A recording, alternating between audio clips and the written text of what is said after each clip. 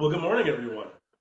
Thank you so much for attending our service here today. I'm so grateful to be here. The Lake Harry community is such a vibrant community, and it's one that is right at the right place and the right time.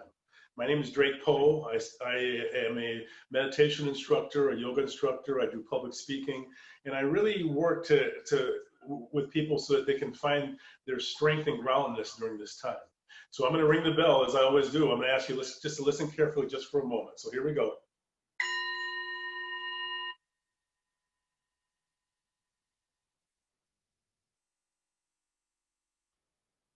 And now, any of you that is joining me today, I would ask you to take a nice, big, deep breath in and make the ah sound. Ah.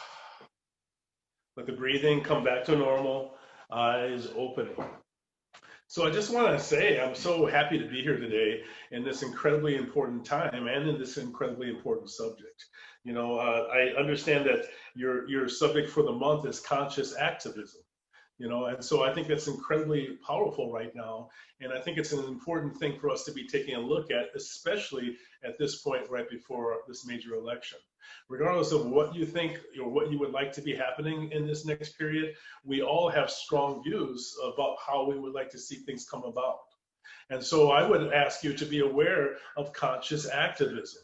I think it's important to maybe even take a look at what it might even mean. What does it mean to be consciously active?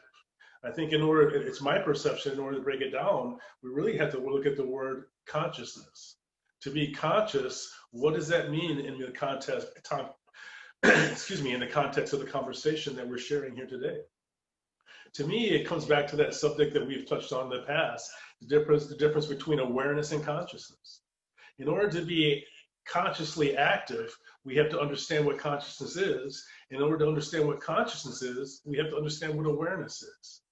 So in our lives, who we are is we're made up of basically the combination of awareness and consciousness added together. When we see a baby, they have that incredibly beautiful luminescent awareness before they start grasping all the different things that they know. If you take a baby and put them into this room, they can occupy themselves for hours just with their imagination and just going around and checking things out. An adult, especially as we grow older, we start knowing so much about what is that we become trapped by our consciousness. And so I would like to encourage you to frame this subject of consciousness in terms of realizing that awareness is the essential beginning and consciousness comes after awareness. You have to be present in order to be conscious. You have to be there in order to develop consciousness.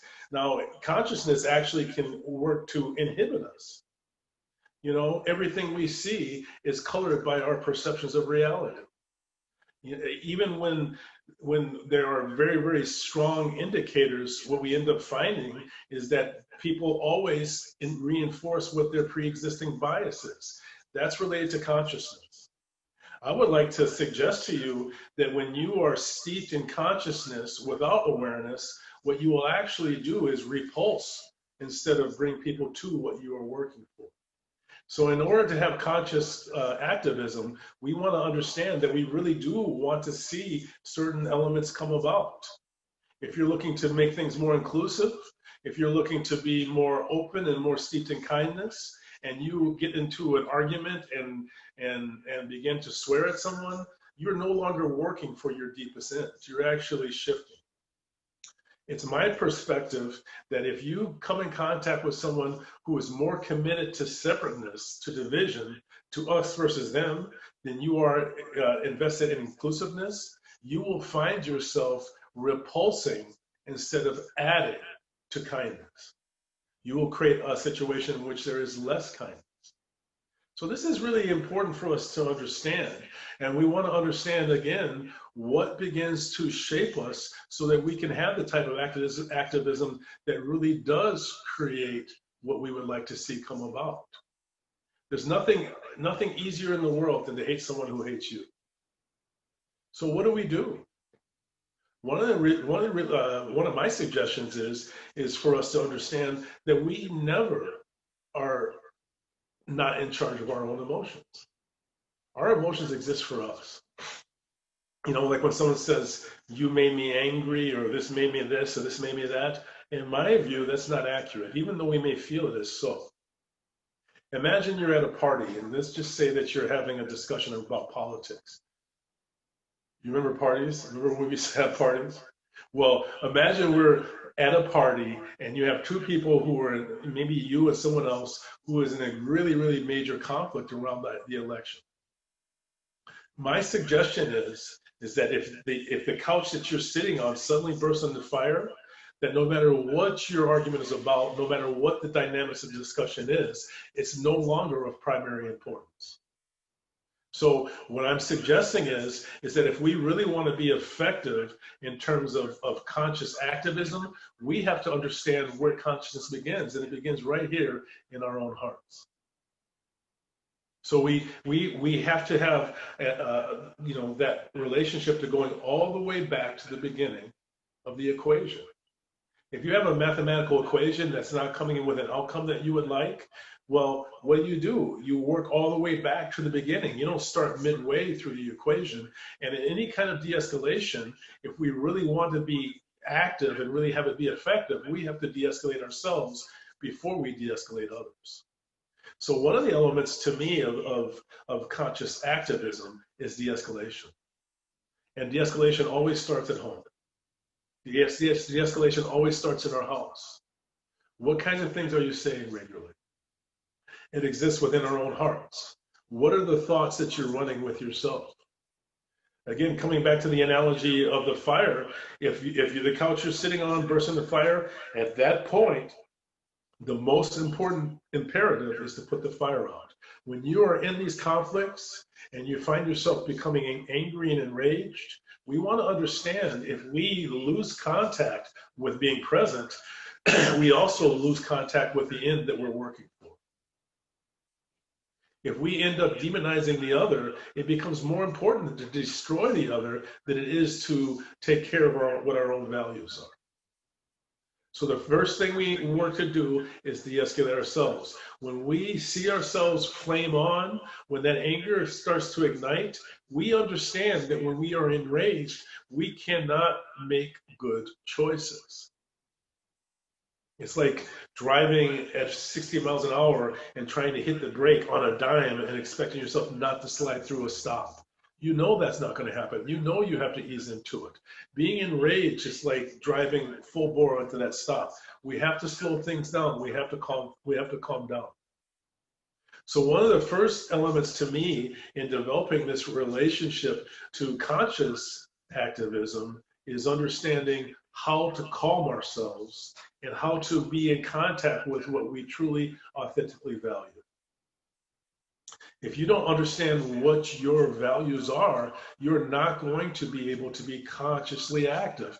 You're going to be working for ends that actually don't fit what you are working to achieve. You know, so this is a very important element for us. What is your motivation? I've done a number of presentations recently on acting and how acting technique can really support us in being more authentic in life.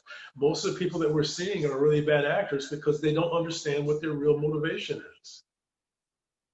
You know, if you are caught up in a fear-based mindset, you are never going to be accurate in terms of what you truly need. You're going to be focused on what your fear feels that it needs. And your fear is not who you are. So how do we de-escalate? One of the major ways that I talk about de-escalation is the writing down of a list of 10 state changes. Your state is the current state of your emotion. If you're dealing with someone and you're seeing them through this film of hatred for that person, clearly you're not going to be able to get through to them. You know, to me, I have an acquaintance of mine, a long-term acquaintance, who anytime he tries to get me to see his political point of view, he does it by trying to insult me. And for me, that's not really effective. I would like to suggest that perhaps it's not the most effective relationship right now. So the state changers, your current state is sort of like your background emotion. It's sort of like your homeostasis, you know, like how you have a certain weight that you maintain or a certain temperature that your body maintains. Well, we also do that emotionally. Once we become identified with an emotional state, some part of us begins to work to reinforce that state and maintain it as our consistent pattern. I would like to suggest that if we're not willing to change our emotional baseline, we can't change the world beyond that. So we have to work to change that first. And that comes again through the state changers, doing those elements that calm ourselves and begin to develop a different relationship to nervous anxiety, or nervous energy, as some people might call it. So some of the state changers that really work well are walking, making sure that you're walking regularly. And when I say walking, I mean with a really good arm swing.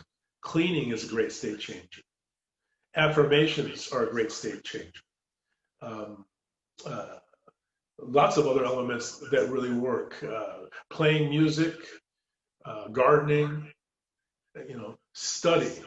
Making sure that you do those things that are great state changers. So I'm asking you right off the bat to write down a list of 10 state changers.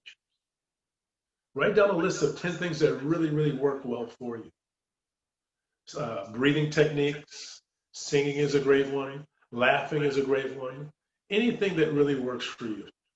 So check in with that, and I would ask you to be aware of that. And if anyone has state changes that really work, please let us know. Chime in with state changes that work for you. So let's do one right now. Let's do just a couple of really easy state changes right now. So one of the first things that I would always suggest in doing a state changing is breathing techniques. So let's sit up tall, chest is up, and just be aware and just breathe. Chest is up, and begin to relax your jaws. Breathing nice and easily, jaws are relaxed, and relax the center of your forehead. Center of the forehead is relaxed along with the jaws, breathing nice and easily. Relaxing the center of the forehead and the jaws and the hands, releasing them all at once. And being in conscious contact with the heart. Let's take some calming breaths now. Let's take a nice breath in. Pause, hold the breath.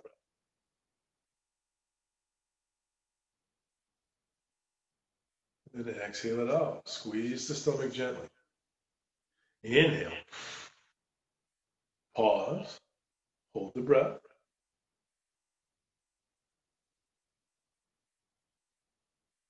And then exhale it out nice and easily. Breathing nice and easy. Squeezing the stomach. Inhale. Pause.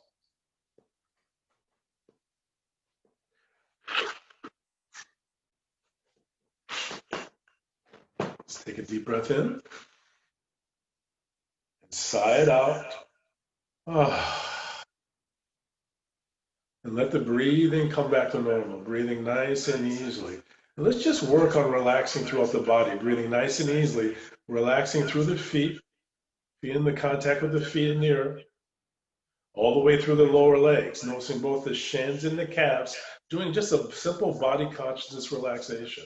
Coming through the knees. Feeling the power of the thigh. And notice if your hands are resting on the thigh. Coming through the rear of the knees, through the hamstrings, through your bottom and your low back. Breathing nice and easy. Just notice if your low back is in contact with the chair. Continuing to breathe nice and easily. Feel your stomach rising and falling with the breath. Expand through the stomach into the rib cage. And let it go. Expanding right into the heart. And as you exhale, let the heart open and let yourself relax all the way through the shoulders, all the way through the hand. Chest is up. Being aware of the head, relaxing the jaws through the forehead. And just notice everything at once. Breathing nice and easy. Breathing nice and easy. Let's take a nice, easy breath in. And an easy sigh. And let the breathing come back to normal. Eyes open. So just notice it. Be aware of the after effect of that practice. It's a very simple practice. We did actually 2 that can link together, and we'll do several more here today together. But those 2 practices that we just linked together was the calming breath. And so what we do with that breath is we take a nice breath in, and we hold to about count of 7. We exhale it out, squeeze the stomach, inhale nice and fully to about a count of 7, and just go through that pattern. We want to know practices that will work for us at night when we are in a situation where we're trying to calm ourselves down and go to sleep. We went from that into a simple body consciousness practice, just relaxing through the body. Now, what we do when we do these elements is we take ourselves and we go to what's called the magic city. We want to understand that we've all been through a lot in this last period of time. We've been traumatized by what's happened. So by learning how to go to the magic city on a daily basis, learning how to do overwhelming visceral practice, learning how to activate those state changers, we find that we start developing a relationship to self-mastery. If you can't control your own attention, you're not in charge of your own self. So we want to be conscious of that. We want to develop, like a muscle, this ability to activate our own attention and to de-escalate ourselves. When we are able to de-escalate ourselves, we are always able to work with someone else. We want to understand that the world is not as big a challenge as our own relationship to our own emotions is. So in understanding that, we activate a process that really helps to transform the entirety and helps to activate our own relationship to authenticity. If we want to be conscious in our ability to be active in the world, we have to come from an authentic place. And these relationships to this calming ends up connecting us to what we truly value. What is it that you value? I was talking to my wife recently, and she told me about a situation in which a woman had dropped $1, an elderly woman had dropped $1, and the next person in line, before my wife could get there to pick it up, picked up the $1 and put it in her pocket.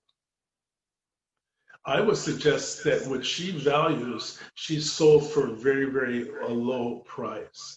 My suggestion is to understand what it is that you value. My values are kindness, compassion, joy, and positive indifference. And by coming back and checking those values on a daily basis, and really more than a daily basis, I know that we can all assume that kindness is most likely, at least in this community, one of our essential values. But are you consciously making contact with it on a daily basis? By being aware of what you value, you will find yourself, motivated to activate in terms of those values. You know, kindness, to be like Ken. This is incredibly important right now. Compassion, which is really more powerful than empathy. To be able to feel what's going on for someone else and feel it as though we can feel it ourselves and having the capacity to do something about it. To me, this is one of the most important elements of activism. Truly being consciously active has to relate to kindness and compassion. If you're not coming from there, you're coming from ego. And if you're coming from ego, you are automatically going to charge the people that you are dealing with. Joy. Joy is to be authentically on point, in point. My suggestion is that we're not going to get anywhere by hating the world. You're not going to get anywhere or be effective with creating change through hatred. The Buddha said that you can't wash away blood with blood, and you can't end hating by hating. So joy is being on mission, being in contact with an authentic sense of mission. And to truly be in joy is very much like breathing. We have to be present in order to be in contact with joy. And you can't get by very long without breathing. And joy is another element we need to make contact with every day. It's a discernment. Being in contact with that authentic purpose that is you. Every day. To me, authentic activism, conscious activism, really comes on a daily basis. If you're not doing it today, you're not really doing it. So what can you do today to move yourself closer to your values? My final value that is of deep importance is positive indifference. It's one of the most important elements in my perception. I actually got this term positive indifference from Buddhism, in which they just talked about indifference. But my perspective is indifference, as we currently define it, is not really a positive term. To me, positive indifference is the sense that no matter what happens, we're going to be okay. No matter what happens, no matter who wins the election. You know, of course, we all have, you know, ideas of who we like to see win the election, but we have to step into a relationship that we're going to be filled with hope and positivity, regardless of who wins it, and even regardless of what even happens in the midst of it. Excuse me. So those are my values. What are your values? I want to encourage you to write your values down. Write your values down and come from them every day. Write your values down and ask yourself, is what you're doing really in concert with your values?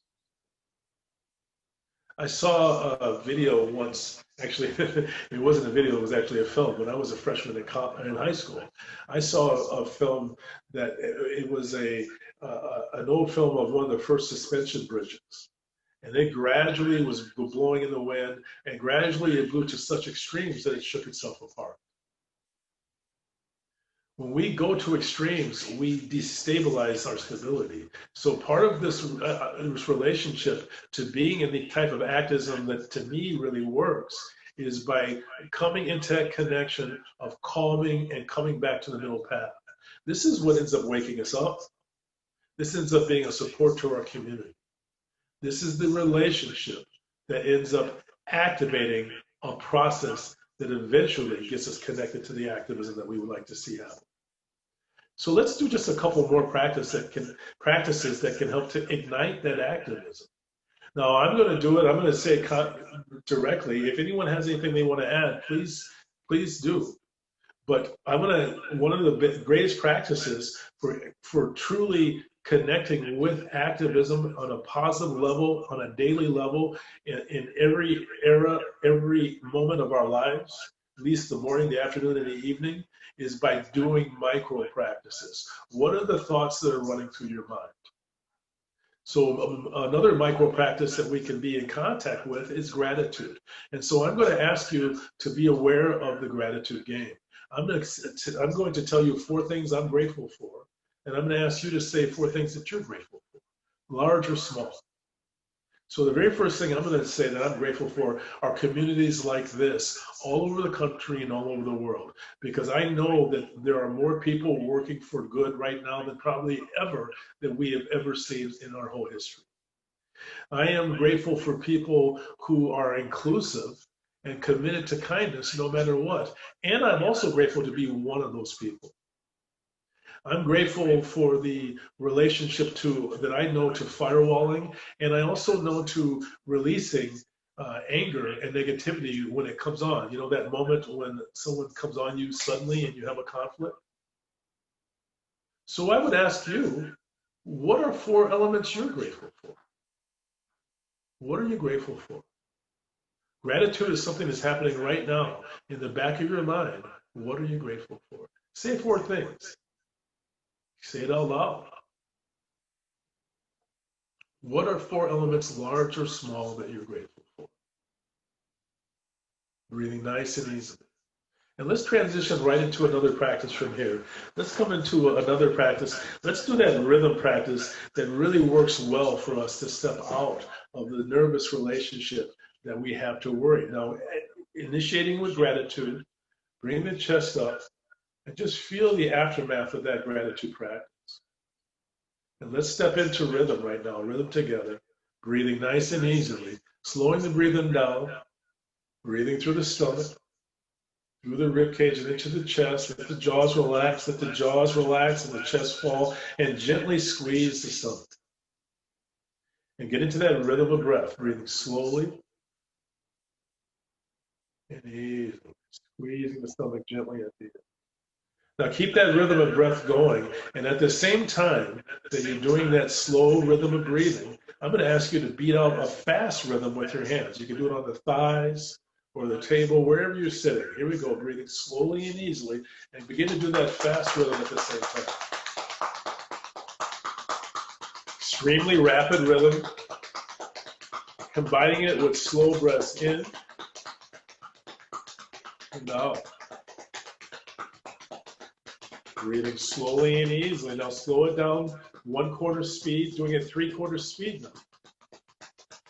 Breathing slowly and easily. Bringing it down to half speed. Slow breaths in and out. Now bringing it down to 1/4 speed. Continuing to breathe slowly. The hands are going 1/4 of their original speed. Slow it down more. Slow it down more.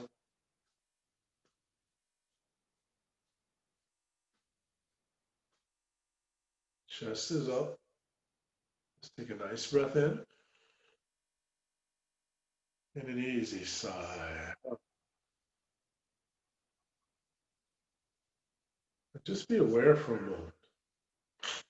Being aware, breathing nice and easily, noticing details, relaxing, noticing any scent.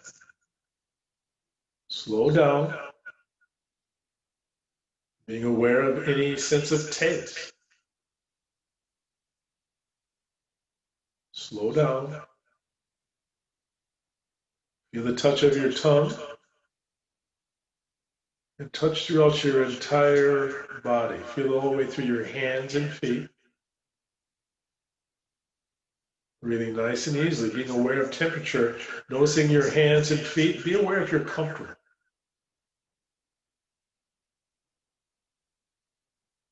Pay attention to rhythm. Noticing the rhythm of your breath. See if you can feel the rhythm of your heartbeat.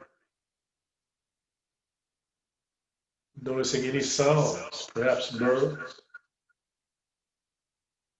Breathing nice and easily, be aware of space. How much space is around you?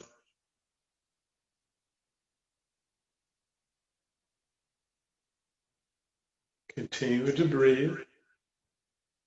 Even if you have your eyes closed, notice color. Now listen carefully. Listen for every sound. Hearing sounds in the room that you're in, hearing the sound of my voice. Breathing nice and easily. Just take a nice, easy breath in. And an easy sigh. Let the breathing come back to normal. Eyes. Now I'm going to ask you again now just to notice the aftermath of that practice. Now what's happened in that practice is that in the process of it, if you're really going through it, you're not really thinking very much. And again, the ability to be in charge of your thoughts rather than having your thoughts be in charge of you is called self-mastery. So just notice it. This is what's called going to the visceral city. To the magic city by doing visceral, overwhelming practice. It's like jumping into an ice cold lake. It doesn't matter what you're thinking about. In that process, you're going to let go of it. And we, on a daily basis, every single day, it's very important for us to activate a visceral practice so we can let go of all the stuff that we have going on. Otherwise, we step into existential fatigue where we just get so disappointed that we begin to feel numb. Being numb is not equanimity. Being numb is not tranquility.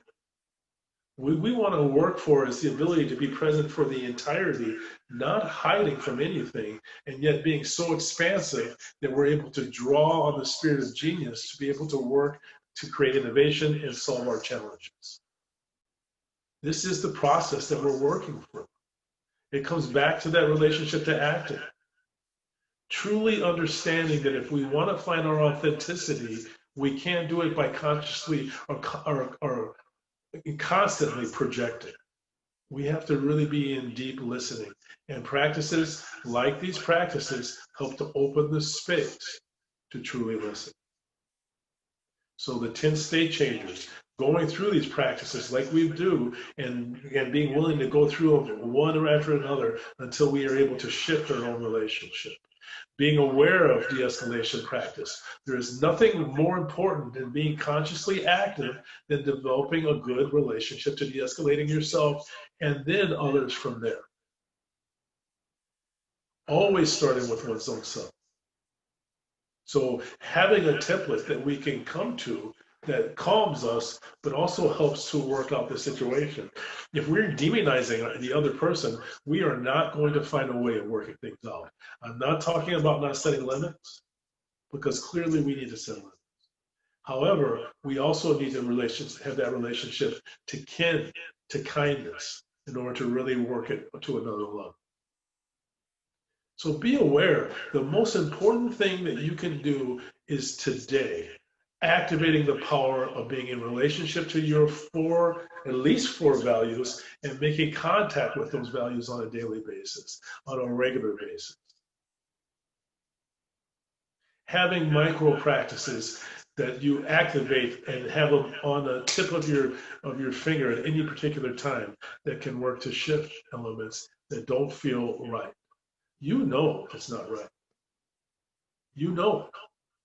So we have to activate a process that works ourselves out of it and creates a different relationship to it.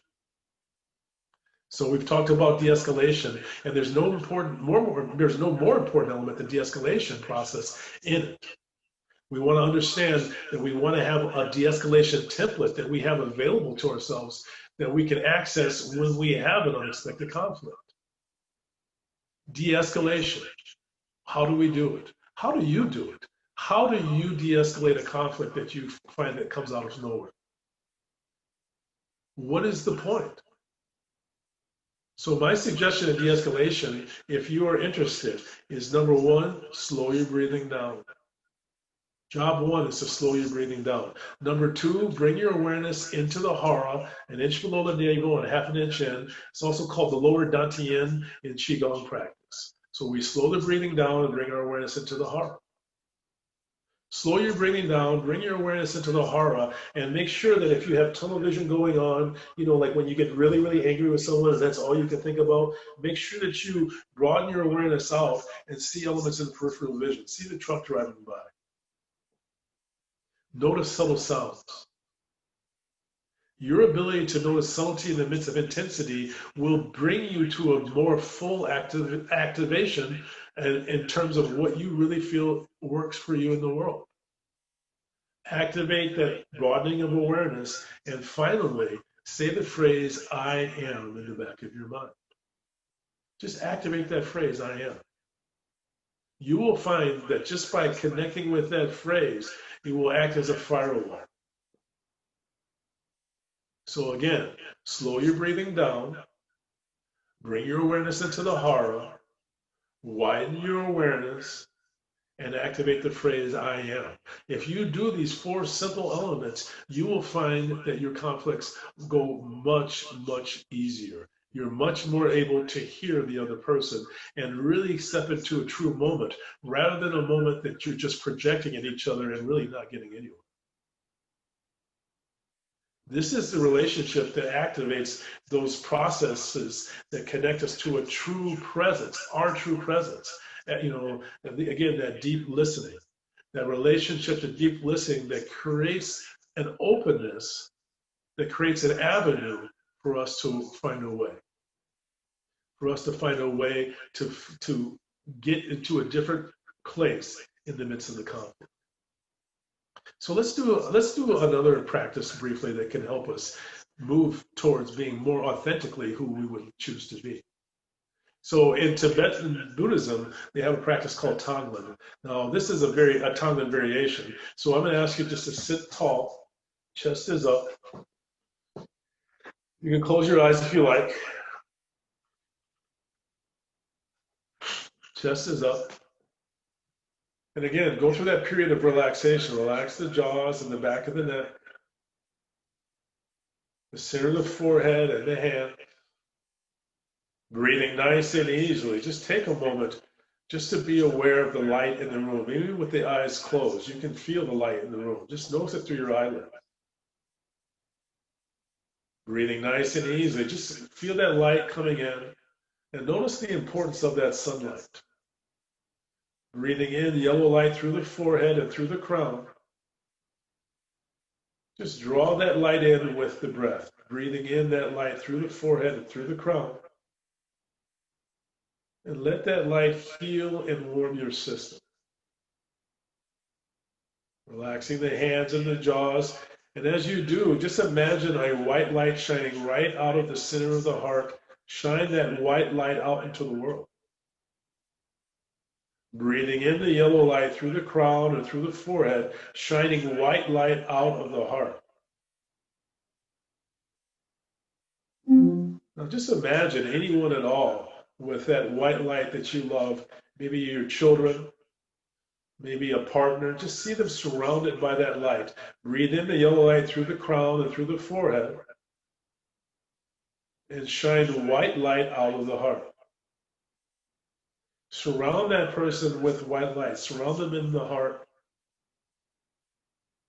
And see their faces begin to brighten and shine. Breathing nice and easy. Breathing in the yellow light from the sun, shining white light. Surround someone else now with white light. Surround someone else that you care for, maybe someone who's having a challenging time. Breathing in the yellow light and shining out the white light out of the heart. Maybe you can do it around some animal that you care for. And again, it doesn't have to be someone who's living. Shining in the yellow light and shining out the white light, surround that individual with light. Breathing nice and easily. Now let's do it. Let's just imagine you're up high in the air in an airplane, and shine that white light out of your heart and surround the entire Twin Cities area with that white light. Relaxing and breathing.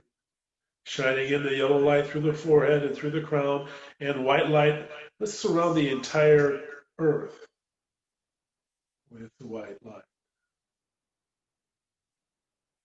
Breathing nice and easy. Breathing nice and easy. Let's take an easy breath in. And an easy sigh. Ah.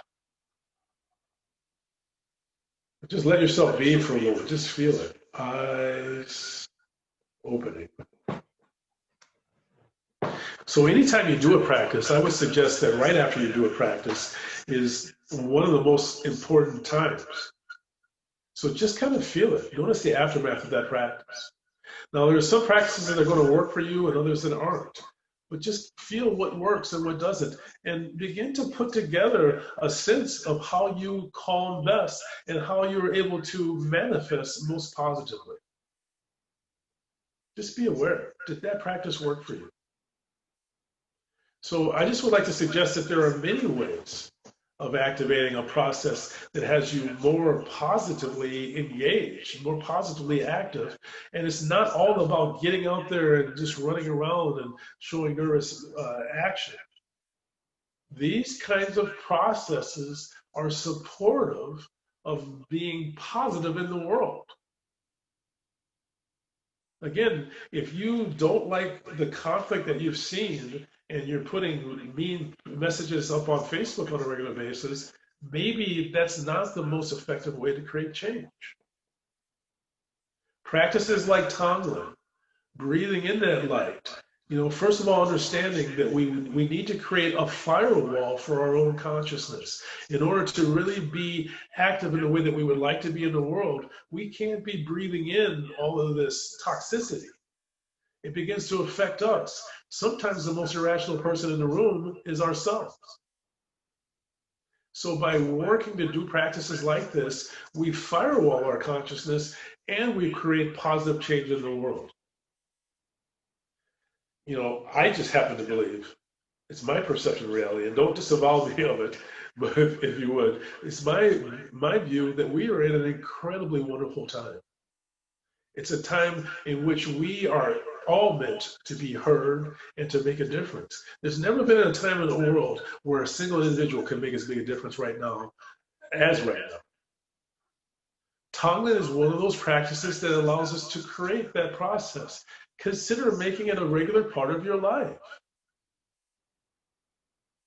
Make it a regular part of life.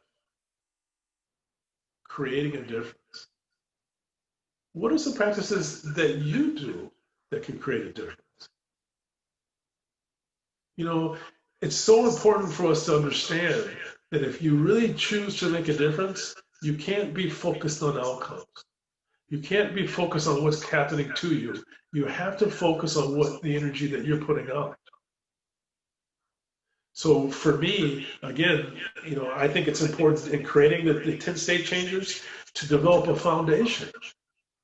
In my background, in my practice, it talks about 3 basic elements in creating that foundation. Doing practice on a daily basis. We have to understand we're already doing practice on a daily basis. Every time you check the news, that's a practice. And I'm not saying we shouldn't be aware of what's going on, but we want to be aware without being informed. Informed is when you become objectified, calcified, when you suddenly know what the truth is. Awareness is just the absorption and allowing it to come. So let's be in that awareness. We want to do practice. We need to study on a regular basis. And study is not always reading, although when I was coming up, it was reading. But now study is all kinds of videos and podcasts. It's never been easier in the whole history of the world to find material such as this. This is the easiest time ever. We can have access in a matter of seconds to spiritual teachings that people died for. So have an awareness of study, awareness of teachers like Pema Chodron, P-E-M-A Chodron, C-H-O-D-R-O-N. Teachers like Ajahn Chah, Wayne Dyer, Eckhart Tolle, so many more. And the final one is that we must have community. We have to be in contact with each other. It's one of the most dangerous things about this element of this time, this pandemic. One of my greatest influences is Marcus Aurelius. He was the Roman emperor and famous Stoic as well. And during his time, they also had a major pandemic at the time that he was in charge. And the way that he showed up was through courage, but also making the best use of safety measures, cleanliness and keeping people separate to the right degree, but at the same time, not being intolerant. So let's be aware of those. Be aware of those 3 pillars. Study, practice, and community. Making sure that you have the right type of people around you. This is really a time that we cannot afford to not be aware of where we're working to go and what we're working to achieve. We can't be so focused on what we fear that we get stuck on our fears. We have to go beyond in order to get to where we need to be. So let's be aware of these and be aware again of the power of subtlety. The power of subtlety. One of the great practices is take 2 minutes 3 times a day and pay attention to absolutely everything that you can. Notice every detail. 2 minutes where you pay attention to every crack. You do it with your eyes either open or closed. My suggestion is to do that practice 3 times a day. Two minutes where you really, really, truly pay attention. So let's activate at least part of it. We won't do the whole 2 minutes, but let's just activate a part of it just so that we can get a sense of what it means to really, truly be present in that time and how it begins to excavate our true mission. So let's sit up tall, chest is up, breathing nice and easily. Let's be aware of the breath. Just notice any details, noticing sounds.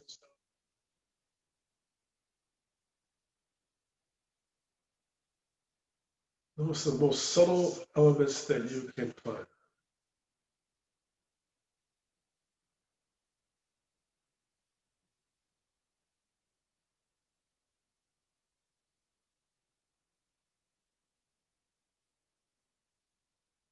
Don't forget to notice yourself. What are you feeling emotionally? And transition right from that 2 minutes and begin to visualize darkness and begin to visualize in the darkness a single candle burning, flickering. Just begin to breathe into that candle. And as you do, feel that candle beginning to clarify, become stable. Breathing nice and easy. Let's take a breath in. And an easy sigh. Breathing. Let the eyes open. And just be aware of it. Be aware that every time that you do a calming practice, you are working to make the world a better place. In that practice, in that time, we find ways that lead us rather than always pushing. We find ways of activating our imagination, which creates solutions. We find ways of accessing childlike innocence, which comes with imagination. These are the practices that create vulnerability that can help us to admit that we've made mistakes and be open to change. So we end up being in a situation that ends up with realizing that no matter who we want ourselves to be, we can't become who we're meant to be without that clarity of vision. So this time that we're in is a very, very powerful one. And I'm asking you to be aware that you can make a difference right here, right now. So the final series of practices I'm going to do is accessing the voice. And so I'm going to sing, and I'm going to sing Row, Row, Row Your Boat. Now I'm going to ask you to be aware of how powerful singing is in shifting and creating a firewall. Row, row, row your boat is such a simple song, and yet it is a incredibly powerful technology. I'm going to sing it 3 times. I'm going to sing it, and then I'm going to pause. I'm going to sing it, and then I'm going to pause, and I'm going to finish it off. So here we go. Row, row, row your boat gently down the stream. Merrily, merrily, merrily, merrily, life is but a dream. Row, row, row your boat gently down the stream. Merrily, merrily, merrily, merrily, life is but a dream. Row, row, row your boat gently down the stream. Merrily, merrily, merrily, merrily, life is but a dream. Row, row, row your boat gently down the stream. Merrily, merrily, merrily, merrily, life is but a dream. Row, row, row your boat gently down the stream.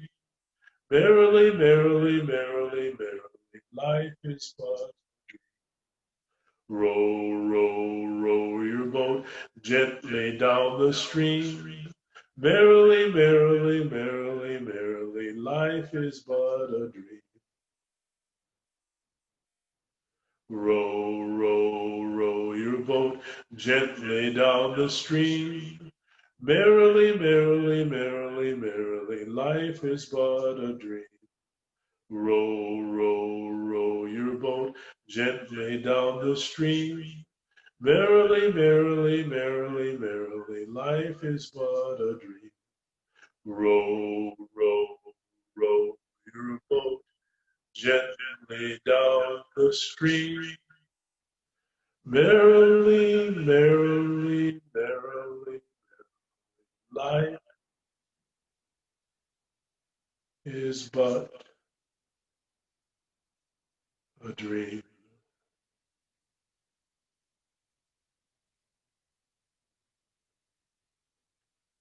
Breathing nice and easily. Just feel the echo of that practice. Let's take a nice breath in. And an easy sigh. Let the breathing come back to normal. Eyes open. And just take a moment. Just get a feel for it.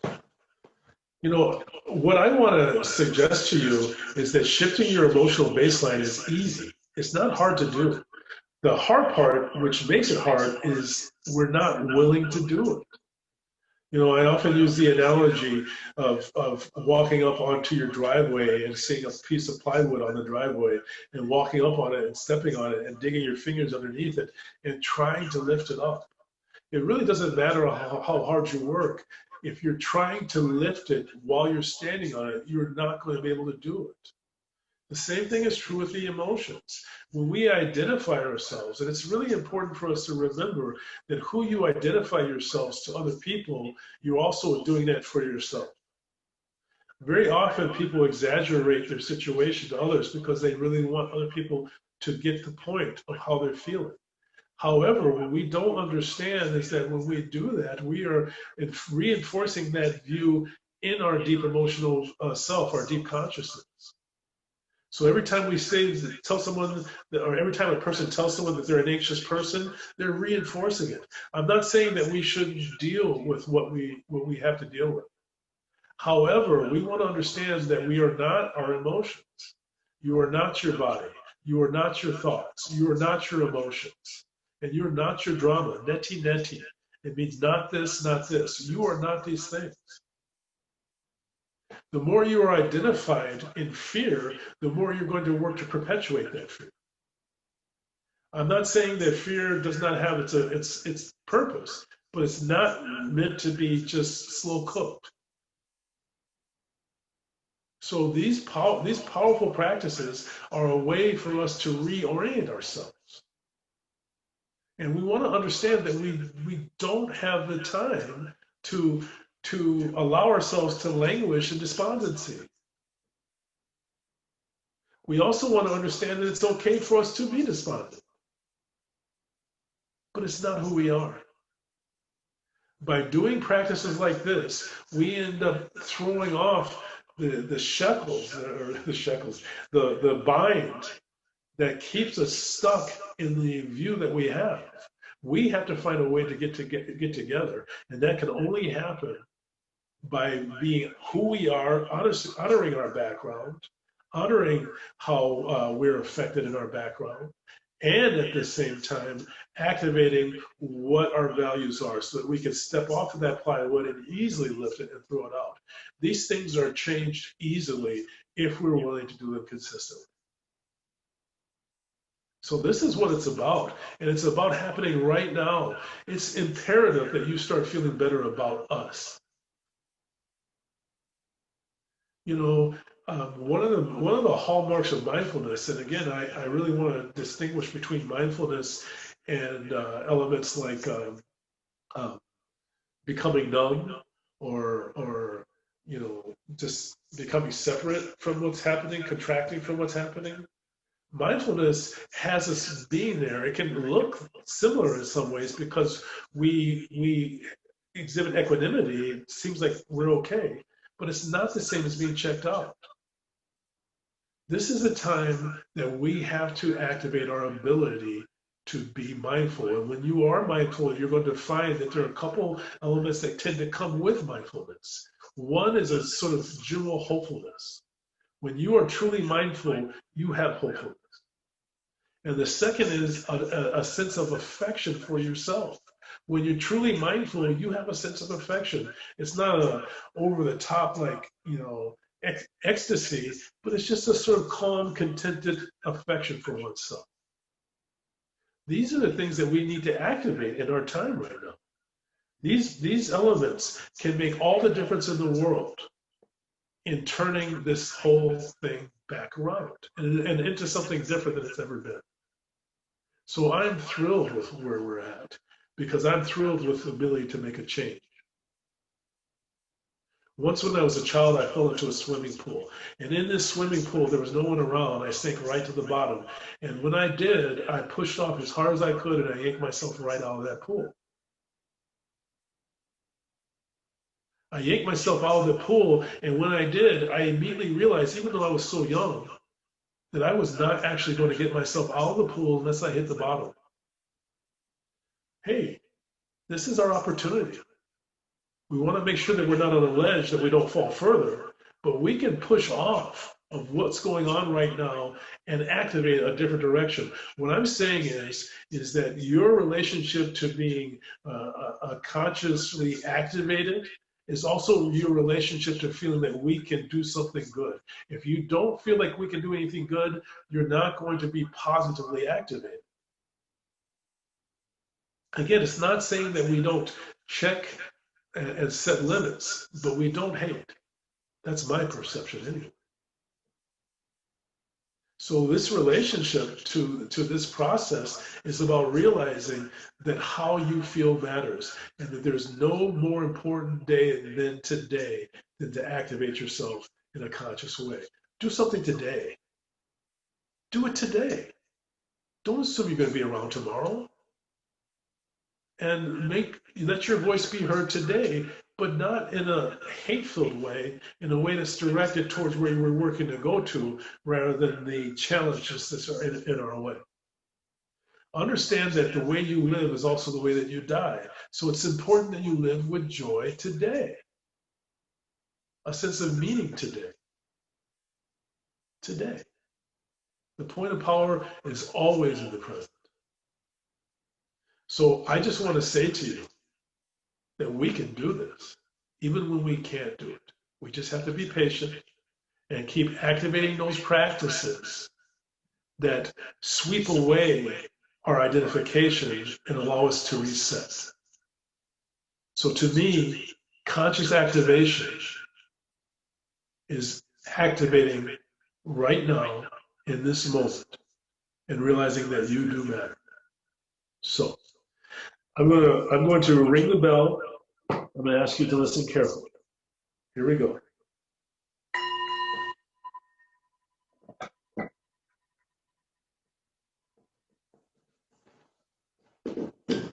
So to me, the hallmark of what we're talking about is release. If we want to be effective, we have to know that we can only be effective by learning to let go. And I would ask you to remember this phrase: I am not my body. I am not my thoughts. I am not my emotions, and I'm not my drama. I'm going to repeat it slightly differently. I'm not the body. I'm not the thoughts. I'm not the emotions, and I'm not the drama. I bring my hands into prayer position, and I bow to you, and I thank you for your time. Namaste. Thank you.